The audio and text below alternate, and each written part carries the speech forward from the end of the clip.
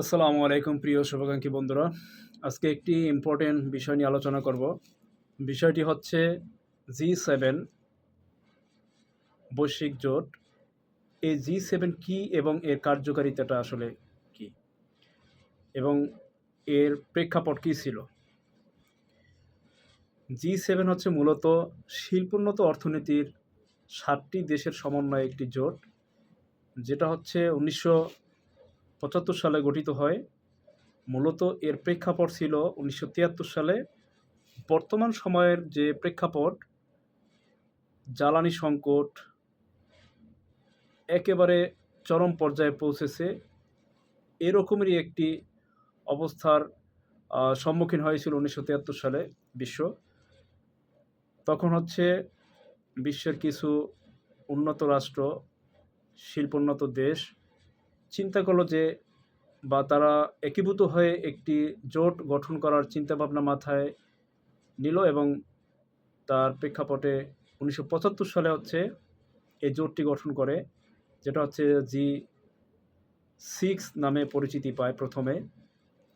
সেখানে কানাডা অন্তর্ভুক্ত ছিল না, যদিও কানাডা ১৯৭৭ সালে এই জোটের অন্তর্ভুক্ত হয় এবং তখন থেকে এই জোটের নাম হয় G7।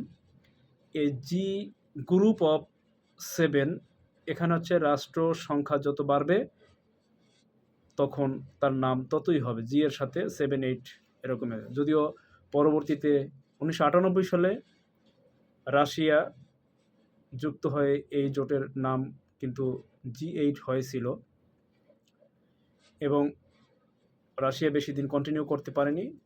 ২০১৪ সালে যখন রাশিয়া তার পেশি শক্তি প্রয়োগ করে ইউক্রেনের ক্রিমিয়া দখল করে নেয়, তখন আবার তাকে এই জোট থেকে বের করে দেওয়া হয় বা বাদ দেওয়া হয়।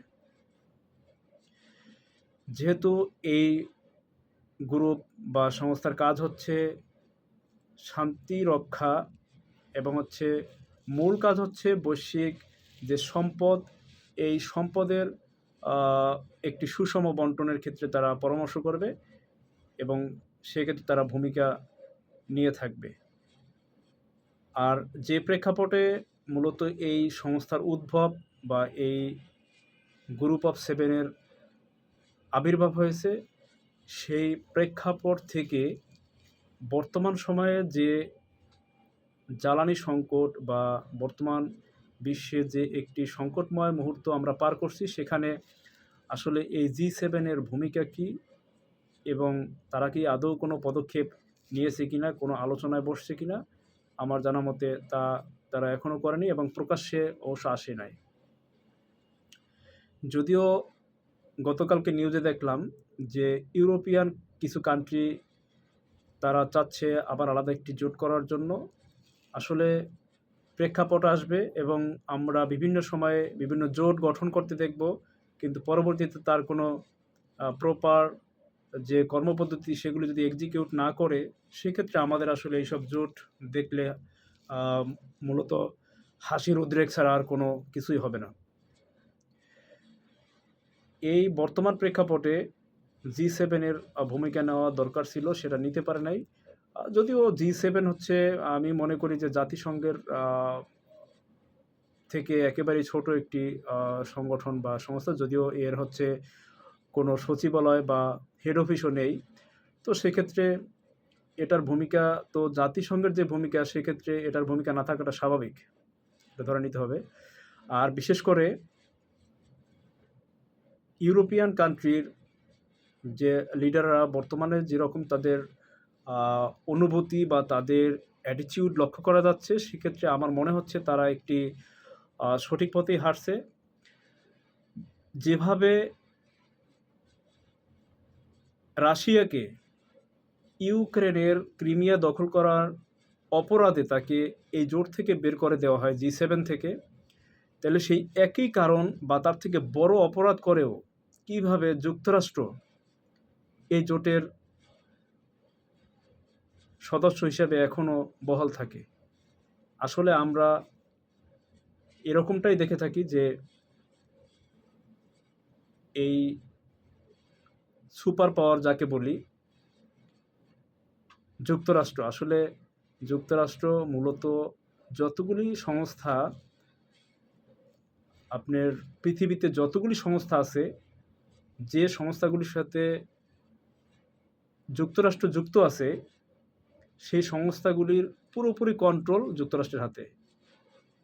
এটা সবসময় দেখে আসি, যেটার সর্বোৎকৃষ্ট উদাহরণ হচ্ছে জাতিসংঘ।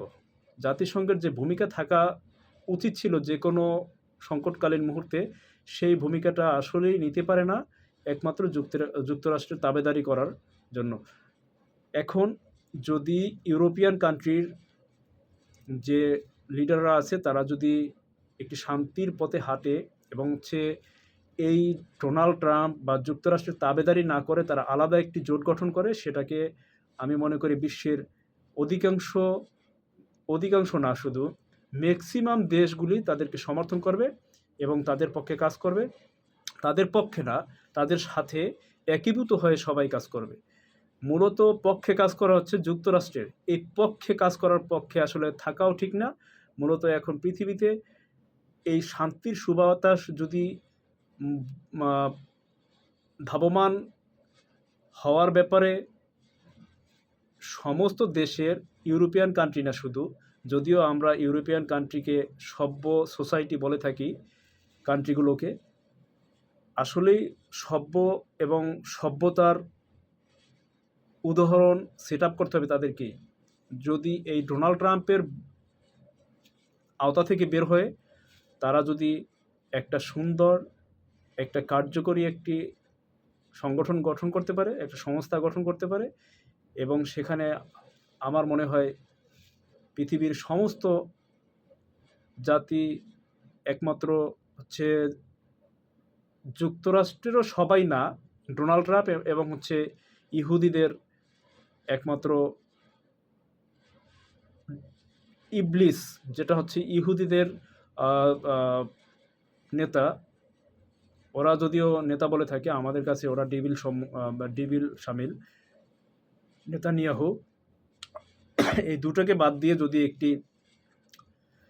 কার্যকরী সংগঠন গঠন করা যায়, সেক্ষেত্রে আসলেই তার ভূমিকা মানুষ সাদরে গ্রহণ করবে এবং কার্যকরী পদক্ষেপগুলি আমরা অবশ্যই স্যালুট জানাবো। তো বর্তমান প্রেক্ষাপটে এই G7-এর ভূমিকা। আসলে আমরা তেমন কোনো ভূমিকা দেখি নাই। আর যদি নতুন করে কোনো জোট গঠন করে আবার ভূমিকা নিতে হয়, সেটা যদি অবশ্যই আমাদের জন্য কল্যাণময় হয় বা কল্যাণকামী কোনো চিন্তাভাবনা তাদের মধ্যে এসে থাকে, আমরা অবশ্যই সেটাকে গ্রহণ করব। আর এরকমের যদি শুধু লোক দেখানো হয়, তবে সেরকমের জোট গঠন করা না করা একই সমান।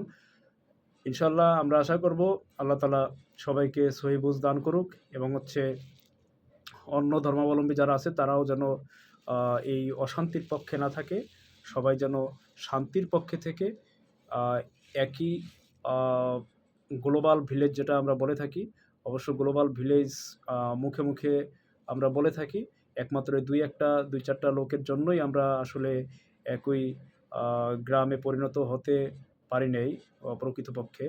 ইনশাআল্লাহ ভবিষ্যতে এই শয়তানগুলি যদি নিপাত যায়, তো আমরা একটি গ্রামে পরিণত হব ইনশাআল্লাহ, পুরো পৃথিবী। ধন্যবাদ সবাইকে, ভালো থাকবেন। আসলে আলোচনায় যদি কোনো ভুল ত্রুটি হয়ে থাকে, ক্ষমা সুন্দর দৃষ্টিতে দেখবেন। আসসালামু আলাইকুম।